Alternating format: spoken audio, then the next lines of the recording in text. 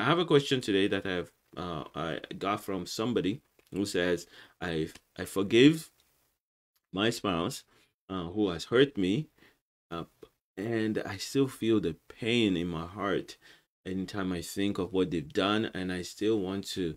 I want them to feel the pain that I feel. And what do I do with that?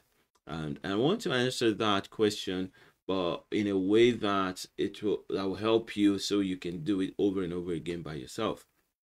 There is a big process. However, I will put them in steps for you.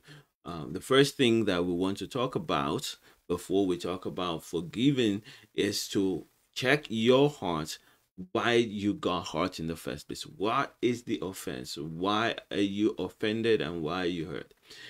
Once you understand that, then it really helps you to learn how to release your spouse or any other person from the hurt. And then once you release, then the healing comes, and that's when the pain goes away. So the pain is the last thing.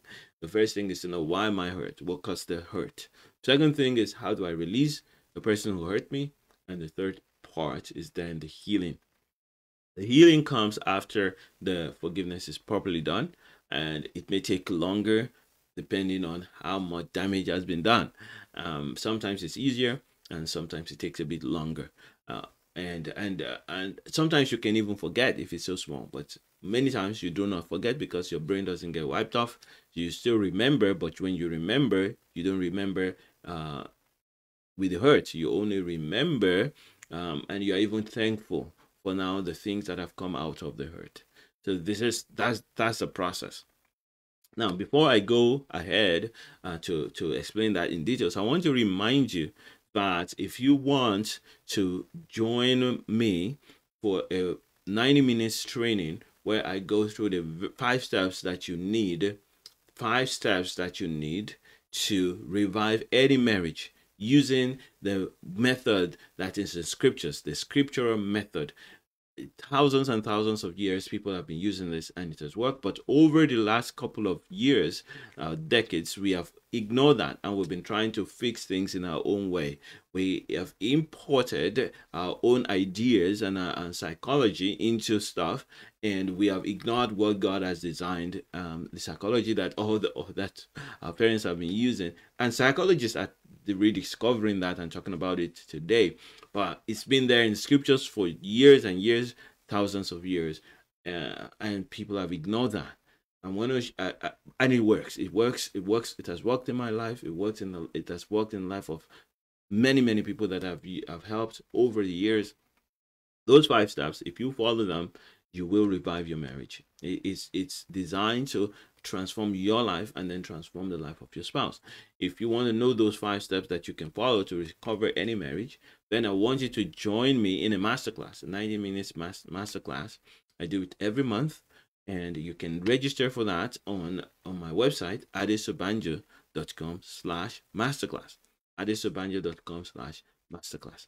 So take note of that and join me, and I will give you those 5 steps. Forgiveness, of course, is part of that process. It's just one of those steps. It's a little part of one of those steps. All right, so let's get into this. If you want to transform your marriage, you need to make sure that your heart is in the right place. And if your heart is not in the right place, you can know it. This is the beauty of it, because you have access to how you feel in your heart, your joy. If your joy is suffering, then your heart is struggling. If you're not happy, your heart is in problem. And that is how you know that something is wrong. And if you can deal with your heart, you are in the right place then to build a marriage that works. If you can deal with your heart. And one of the things that makes our hearts to not be in the right place, to feel pain and hurt, is unforgiveness. We live in a world where people will hurt us. And they hurt us not because they want to hurt, some do, but a lot of time they hurt us because they themselves are hurting. And so the first step usually is to find out, why am I being hurt? So if you are asking me that question, like, someone hurt you, you've tried your best to forgive them, you've tried to release them, but the pain is not going, I want to say to you, you're not doing it properly. the reason why you're not doing it properly, and you no sorry, let me go over that again. So if you are still feeling the pain and you still feel like no, hurting the person or making them feel the pain that you feel like getting back to them, you feel it's not fair, that's because you've not forgive them properly. The pain will still be there, the hurt may still be there, but what goes away when you forgive is the desire to pay them back, the desire to make them feel the pain. That goes away when you forgive. The pain itself of what has happened in the past doesn't immediately disappear. That stays because of the emotional impact of what they've done to you, or physical impact, or financial impact, or whatever kind of shift that has happened in your life as a result of the hurt that the person caused you doesn't disappear. So the pain doesn't totally disappear, but the desire to hurt them, the desire to pay them back, this desire to make them feel the pain that you felt, will go away. So if your husband or your wife has done something to you and you feel like making them feel pain, then you didn't forgive them properly. And if you still feel the pain of the betrayal, but you don't feel like hurting them back, you know that they got, you know why, what has happened, and you're willing to go forward, but you're still struggling to go forward. I will show you what to do, maybe not in this video because of the time, but I want you to know that healing takes some time. All right, so let's get back to why you feel the pain in the first place. Why do you get hurt in the first place? And the reason why we get hurt in the first place when people hurt us is because we ourselves, we're not perfect. We depend on others to survive. We depend on trust, especially in marriage. We depend on one another to live on this planet and to get things going. And so when someone betrays that trust, it can be very painful, emotionally painful. And the reason why it's painful is because the bond that we thought we had is severed. It's not. It looks like it's not there, or it feels like we're going to be alone. Nobody wants. We don't want to be alone. It feels like, well, I'm going to have to protect myself. So all of this added together is why we feel that pain. You feel pain when your spouse betrays you, is unfaithful to you, or they take you for granted, speak negatively behind your back. All of those things hurt. Why? Because we were trusting them, we depended, we expected them to be better off. It's not exactly what they did that hurts us. It's how we interpret what they did in light of the relationship we felt that we're building. This is why some other person who is not your spouse may do something and you don't feel as much pain, and when your spouse does it, you feel a lot more pain. Why? Because you expected them, expected more of them, and it is this that makes it to be painful. You expected more of them and they didn't come true for you. So when we interpret that, it makes us feel that, well, then all of this work that I've been doing for the last 5 years, 10 years, 20 years is in vain if this person can do this to me. And this is why it hurts even more, because we are connected and we depend on one another and we trust one another, and we derive joy from that bond that we have for one another. And so when it's time to forgive, these are the things we have to take a look at. And we have to take a look at it in the light that the person that we're trusting and we're depending on and that we're hoping to bond with properly is not perfect, just like we are not perfect. It is where we have to start from. It is this that makes it possible for us to release them. And the way to release them is to recognize that I'm not perfect, and because I'm not perfect, I must give grace to another person who is not perfect. And not that I condone what they've done, or I suppress it, or I forget it, or I try to imagine that it didn't happen, but rather I recognize that they have done it in their brokenness, and I recognize that they have hurt me in their inability to rise up to the expectation that they ought to. And they failed me because they themselves are hurting and they are failing. So, for example, a man or a woman that cheats on her spouse. Now, that's going to be very hurtful Why? Because when you build a bond with your husband or your wife, you're building a bond that you can rest on and say, you know what, I know that this person is for me, this person stands with me, and this person is going to protect me when I need, or stand with me when I need to. And when they don't do that, it looks like you've lost everything that you have been working for. Now, the reason why they hurt you, though, is not because they're trying to destroy their marriage or destroy you. It's because they were so focused on their own pleasure that they ignored the consequences and the ramifications of their decisions in the moment. Now, in order to forgive them, that has to come to your mind. You have to resolve their behavior to the fact that just like you're not perfect, and you may never see yourself doing that to them, and it's true, you wouldn't, most likely you won't, but they are doing that as a result of a weakness that is in them and has been in them long before you marry them. That weakness that made them to hurt you has been in them, and you married them with that weakness. It's just being exposed at this time, and the exposure is that they are failing the test and the challenge that they couldn't have overcome, and the fact that they're married to you doesn't automatically make them overcome that. So they have lost. They've not tapped into God's power to give them victory over the sin. They have not tapped into the connection between both of you to overcome that, because if they are shared with you at the beginning of the temptations, they may have overcome that. So they failed in all of this way, and now they have failed you. However, but if you can see clearly that their failure is not an attempt to hurt you, but it's a failure because of a problem, a weakness that they had before they got married to you, then it's easier to now release them. Release them to what, though?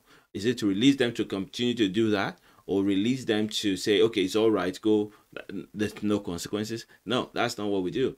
Well, when we release a person, and when God tells us to forgive, what he's saying is that release that person into my own hand. I am a just God. I know how to deal with them. And so we release them into God's hands to deal with them the way he knows how to, and he will. And when we do that, we then open up our hearts to hear from God, who knows them, how we would work with them to overcome this weakness. It is in this process that forgiveness can be real and can be true. We don't just forgive by trying to say, you know what, you've done it. I'm going to forgive you because I don't want this marriage to break. I'm just going to forgive you. And then what most people do is they pretend, they try to suppress. Now, when you try to suppress, then you have this question that you're asking today, which is, how do I erase the pain even when I've tried to forgive? So you're saying, I tried to forgive, or I've gone through the process of forgiving, and by saying, you know what, it's all right, but I still feel the pain, and I still want to hurt them. So here is what you need to make sure you do, which is get to resolve the fact that the reason why people hurt you is because they themselves are hurting, and they are so focused on their personal achievements, pleasure, power, praise, that they ignore the pain that they are causing to you or to everybody around them. When you resolve that, you're then going to be able to say, Lord, I want to surrender them to you to work your work in them as you have been working it in me. The fact that I won't do this is because you have helped me to get there. So Lord, help them to get there as well. And then you open your heart to the Lord and say, Lord, I choose not to judge them for what they have done. I know that if I was in their own shoes, raised by them the same way, went through exactly the same experiences that they've gone through, I most likely would answer and do the same thing that they have done. Even if I don't know that, I choose right now to release them to you and trust that you will work their work in them. It is at that point then you can say to the Lord, Lord, how do I then deal with this so that I and support them to overcome this problem? When you're at this place where you're now thinking of how to help them, the desire to punish them then begins to go away, because you are seeing in the process that you also are not perfect, and because you're not perfect and God is working with you, you trust God to work with them. Now, does that remove the pain that comes from what they have done to you? No, it doesn't. It doesn't remove that pain. It's only, but it begins the process of healing. It begins the process of healing. That process is accelerated when you now go to the Lord and say, Lord, how can I become a part of the solution to this? How can I stand with them in the process of healing and recovery from this problem that we are in? And as you obey the instructions that the Lord gives you, you'll find the healing will come. It will come faster and will come better. Now, those steps I've spoken to you, they are the steps that you have to follow, but they are not always easy to follow by yourself. But as you practice them, it gets better and better and easier. The main difficulty comes from where you're not able to trust God that God will deal with them properly. You're not able. You just believe in your head that these ones are beyond God's power to be redeemed. Number two, you also believe that if you do not punish them by yourself, which means that you would do a better job than God, so they will keep doing that. Now, it's not hard. It's not easy to tell yourself that truth, that the reason why you want to punish them is because you feel that you do a better job than God. So it's in this process of recognizing that and confessing that to God that your healing is coming. God begins to open your eyes to see that the reason why you always want to hurt people or pay them back in their own coin or make them feel the pain that you feel is because you believe that God usually doesn't do anything to anybody when they have done wrong, and the wrong that they have done, they're just going to get away with it, and so you must do something to make them feel that pain. Uh, that's not true, because that's not scriptural. That you cannot be better than God. If you were better than God in dealing with stuff, we should be worshiping you. So so now intellectually, I've just been able to communicate that to you intellectually, that doesn't make perfect sense and it doesn't align properly with scriptures. But that doesn't mean you're going to believe that. It's going to take process for you to meditate on that truth and understand it and accept it and say, you know what, God is actually a better person. God is in better position to deal with this one who has hurt me. And if I want to get past this, I need to enroll myself in that process with God. And once we do that, that's where we get healing. That's how healing comes, and that's how that pain will go away. The first pain that needs to go away, and that can go instantaneously, is the desire to hurt the other person. What you will feel instead is an understanding of the pain that they're going to be going through, because every time a person hurts another person, they are sowing a seed that's negative, and they're not going to get away with sowing a seed that's negative. It will always bring forth fruit. So a person that's hurting you is already suffering. A person that is betraying you is already suffering. A person that is speaking negatively at you and is angry at you and speaking negatively behind you and trying to hurt you, they are already suffering. In fact, they're suffering so much that they are not able to see how much they're going to lose by hurting you. All right. So these things are already there. They're not getting away with it. They are hurting. They're suffering. We need to get to the place where we say, you know what, I want to be part of the solution and not to just find ways to hurt them more. All of these things are what I teach in the love workout method. I have a program that does that, and we go from the beginning, taking care of the heart, to connecting properly with God, and then build a friendship with your partner, with your spouse. And this process is so effective that if you can go through the process, your life will be so changed, transformed. I'm doing a boot camp right now, and that boot camp started at the beginning of this month of May. We're going to go all the way to July. Then we're going to take a break and we'll restart another one in February 2024. But if you're interested in being transformed, you want to fix your marriage, you want to work on your marriage, and you want to even begin to see what is it that this love workout method is about, you want to taste it and see if it's good for you, then I encourage you to join our inner circle. The inner circle is a group of people who are not just in this free, they've connected with me for a while. You've understood what this is about, and you want to take it to the next level, but you're not ready to join the bootcamp, or the bootcamp already started. Then you can join the inner circle. I'm going to post a link there in the comments that you can use to join me in the inner circle, where we have trainings like this, but not just 30 minutes, but for a longer period of time on different topics every month. Once a month, I come around, I do trainings, I answer your questions, I support you and also join you to pray and fast. Because if you learn to pray, it begins the journey of transformation. Prayer is always very good, but not praying wrongly. So I'm going to, there are trainings on how to pray effectively, and we'll pray and fast together once a month. And there will be training, because if you pray and you don't know how to do the right thing, you're not forgiving, you can get any answers to your prayer. Mark chapter 11 verse 25 talks about that. If you stand praying and you do not forgive, you don't get answers to the prayer. So when the heart is wrong, prayer cannot be effective. So we teach on how to pray properly, and we help you to deal with the things of the heart, how to take responsibility for your joy and begin the process of transformation. If you want to do that, then you just join me on that. It's $7 a month. If you were in a church, I'm a pastor. If you went to a church, you will give $7, $10 every Sunday. This will give you way more. So I know you can do that. I know it's not something that's difficult for you. I encourage you to do it because it would bring you to a next level. But if you are okay with the free ones, that's all right. For those who want the next level, this is very, very valuable for you. So you get the training once a month. You get tools. So I have a prayer journal. You can get it. You can use it. It gives you prayer prompts every day. We stand with you in prayer.